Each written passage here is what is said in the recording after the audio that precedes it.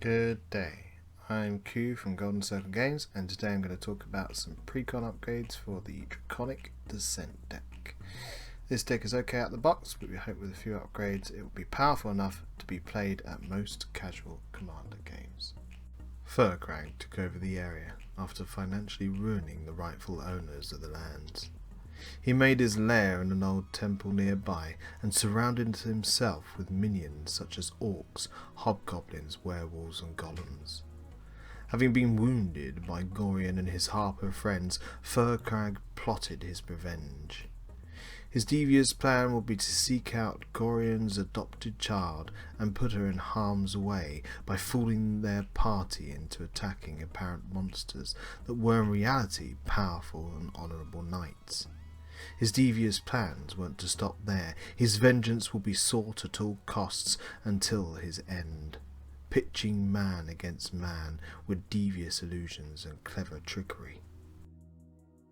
This Precon upgrade should be roughly $95 and about 60 euros. Firkraag Cunning Instigator is a 3 and is it 3/3 dragon. Whenever one or more dragons you control attack an opponent, goad target creature that player controls. Whenever a creature deals combat damage to an opponent and that creature was forced to do so, then put a +1 counter on Firkraag and draw a card. Firkraag really wants you to lean into the goad mechanic and force combat. I don't think we need to stress too much about the dragon synergy, although it's worth putting a few extra dragons in the deck for evasion and some extra guaranteed triggers. The deck really isn't primarily a dragon deck. The final deck ended up having about 15 dragons in it, and one additional dragon token maker. So let's have a look at our starting stats with this deck. We have found that this deck, although it has 14 actual sources of card advantage, because of the nature of the commander's ability and the high synergy of the deck, we don't need to mess with the card draw as much as we might with other decks. The Precon comes with 11 out of 12 ramp. The card advantage we already talked about. Evasive creatures, 14 out of 16. Probably want to see about 16 in the deck. Interaction is just spot on at 15 out of 15. Board wipes again spot on at 2 out of 2. Protections about 2 out of 5. Graveyard hate, we haven't got any graveyard hate in the deck, and synergy cards are about 27 out of around about 30 we probably want to have in this deck.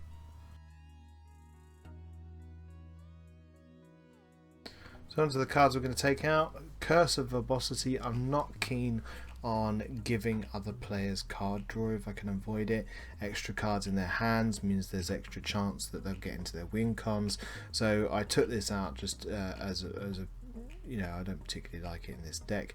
Artificer class doesn't really have a space in this deck. It really doesn't synergize with a lot of the cards in the deck, and whatever cards it did synergize with, we've probably taken them out. So Artificer class can come out. Burnished Heart can come out as well. It's a very expensive ramp card. 3 mana to pay 3 mana to get 2 basic land cards. We can do better than that. Aether Gale. It's a sorcery speed, and you need 6 non-land permanents in the battlefield. I'm not sold on this card at all. I think it's slow. I think it's boring. It doesn't do too much a lot of the time. You end up with it in your hand for long periods of time.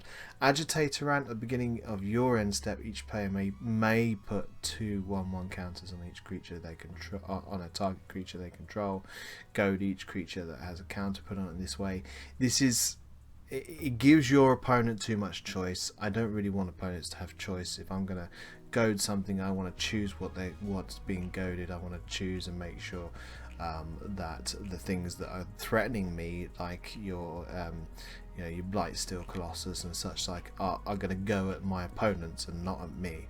Clan Crafter. Commanders you own have 2 sacrifice and attack, put a 1/1 counter on this creature and draw a card.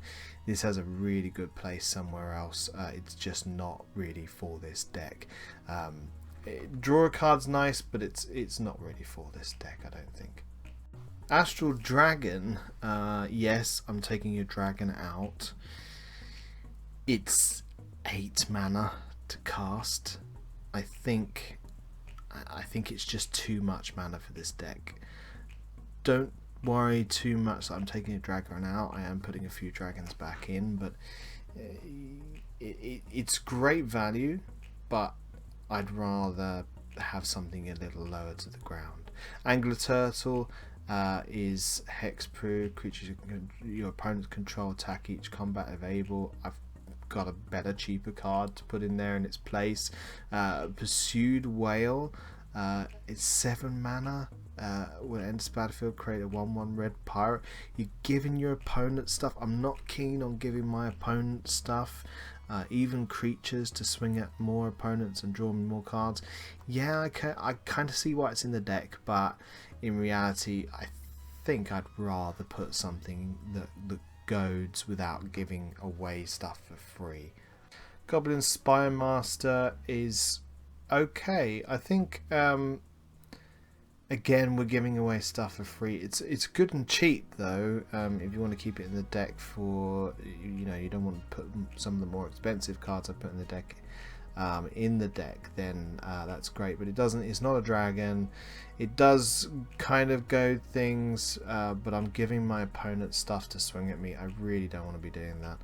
I want to be sticking with that goad synergy, the dragon synergy, kind of getting those triggers off. Is it Signet is okay.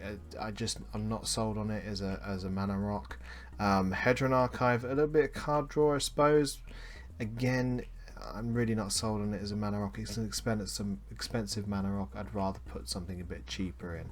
Sly Instigator, I did Amanara about putting this or keeping this in. I think it's a good card. You could probably keep it in if you wanted to, but it's 4 mana for a creature that I have to guarantee that I'm going to get around to my next turn. I just don't. I think it's too slow for this deck. I did Amanara about it, and I thought, well, if I just put a dragon in its place, it does the exact same thing if I swing with the dragon. Especially the dragon that I put in its place that has haste. It's much quicker, much better, and evasive as well. So yeah, I'd rather have that in there. The Acron War, I kind of get what it's in the deck, but I don't know. I think I'd prefer something a bit easier, a bit more synergistic. I've taken this out. I'm not entirely sure that this was really worth keeping in the deck. So I put something with a bit more synergy in there to feed into what we want to do as a deck. And given what I put in the deck, I took out 4 islands and 1 mountain. There's some lands going back in, and we'll see those in a little while. But we do drop the mana by 1 for this deck because we moved up those more expensive creatures. So having a little less mana in the deck, we can get away with.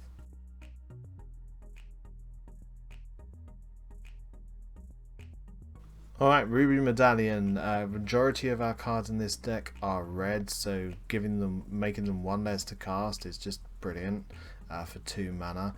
A little bit expensive, so if you want to put Is It Signet in its place, I get why you would want to do that, but for me, I think this is fantastic for this deck. Orb of Dragonkind. I know we've only got 15 dragons in the deck, but we can sacrifice it and look at the top 7 cards of our library and reveal a dragon from among them. It's very low chance in this deck to whiff with that, but there is that slight chance. I put the Decanter of the Endless Water in the deck. I did struggle on a couple of occasions to get into my no maximum hand size stuff. And so I found putting something a little bit extra in there allows me, when we draw those cards with the Firkraag, that we don't have to discard them at the end of our turn. We can get to keep them in our hand. Now Aetherize goes in place of Aether Gale. We can dissuade people from swinging at us by playing 1 spell. They then get the sense that, oh well, maybe if I swing at him, I'm gonna I'm gonna lose all my creatures, or he might have combat tricks or something like that. It makes people think twice about swinging at us, and if you do have a chance where your opponents are all gone and you're left with one big creature deck that's been swinging at everybody and now is going to come at you because Goad doesn't protect you once you're the only player left, then having Aetherize in hand is fantastic, because you can just bounce all their stuff back to their hand and you go and get to hit them with your huge Firkraag. Dragon Lord Servant and Dragon Speaker Shaman both give us savings on casting our dragon spells, 1 for Dragon Lord Servant and 2 for Dragon Speaker Shaman, which is pretty good for this deck. We do have a number of dragons. Distant Melody, choose a creature type, draw a card for each permanent you control of that type. We've got plenty of dragons in the deck. We're going to get at least 1 or 2 card draws out of this. It's just something to give us a bit more card draw. Feywild Visitor, commander creatures you own have whenever 1 or more non-token creatures you control deal combat damage to a player, you create a 1/1 blue fairy creature token with flying. The problem with swinging with our creatures all the time to try and get our creatures, their creatures goaded, is that we end up with no blockers, and having a 1/1 blue fairy creature token on the field that can block while we're waiting to swing again next turn is pretty good, and it's a little bit of protection from that kickback that we sometimes get as an aggressive player. Fumiko the Low Blood is a human samurai. It has Bushido X, so whenever this creature blocks or becomes blocks, it gets +X until the end of turn, where X is the number of attacking creatures. Creatures your opponents control attack each combat if able, so it goes in place of the angler turtle for sure. So Terror of the Peaks is just a generically good creature for decks. There's two ways with this deck. There's one way that we end up with an opponent with a lot of creatures on the field that we can't get past, or that have goad and are going to swing at us. Having a way of blocking those and also doing damage passively rather than actively through combat damage it is great, because we can close out a game if people have been swinging at each other all game. Thunderbreak Regent, whenever a dragon you control becomes a target of a spell an opponent controls, it deals 3 damage to that player, so a little bit of protection for people targeting dragons. Lathless Dragon Queen, whenever another non-token dragon enters the battlefield under your control, create a 5/5 dragon token creature with flying.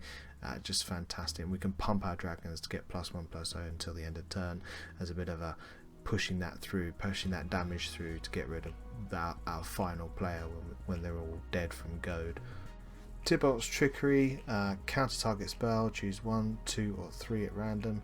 Its controller mills that many cards, then exile cards off the top of their library until they exile a non-land with a different name than that spell. They may cast that card without paying its mana cost. They then put that card, the exile cards on the bottom of their library in random order.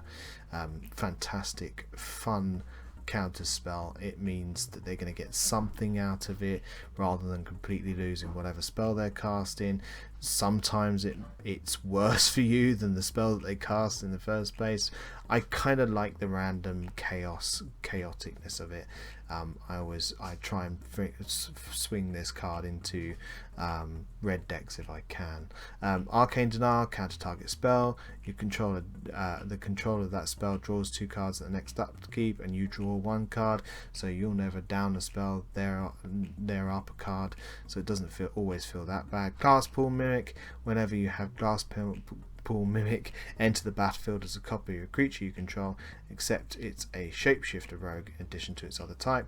Great to copy some of our more degenerate dragon creature tokens. Then finally the lands, we've got Haven of the Spirit Dragon, which I'm a bit confused as to why that wasn't in the deck in the first place. Tap it to add a colourless, tap it to add 1 mana of any colour, spend to only cast dragon creature spells, or you pay 2 into it, Haven of the Dragon Spear, sacrifice it, return target dragon creature or Ugin Planeswalker from your graveyard to your hand. Exotic Orchard, I put this in every one of my decks. Add 1 mana of any land that an opponent's land could produce. Shivan Wreath, we tap to add a colourless, or we tap it to add a blue or red. Shivan Wreath deals 1 damage to us. And finally we have Scavenger Grounds, which is a bit of graveyard hate because we can tap it to add a colourless, or we can pay 2, tap it, sacrifice it, and exile all cards from all graveyards. So looking back at our stats now, our ramp, we now have 12 out of 12. Card advantage, again 20 out of 20. Our commander is card advantage.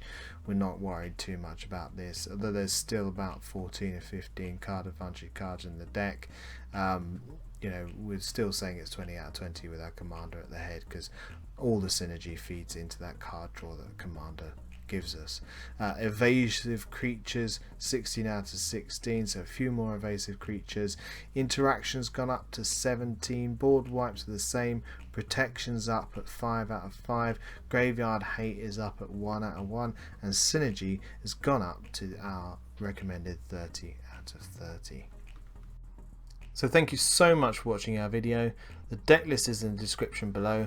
Please like, subscribe, comment should you enjoy our content, and if you want to have a look at our deck lists on Moxfield, please find the link below. We also have links for our Discord. Come play games with us, enjoy free content for visitors to the channel, which will be upcoming soon. We welcome all players to our community from all walks of life, so please feel free to come and introduce yourselves. We look forward to seeing you there. Good luck and goodbye.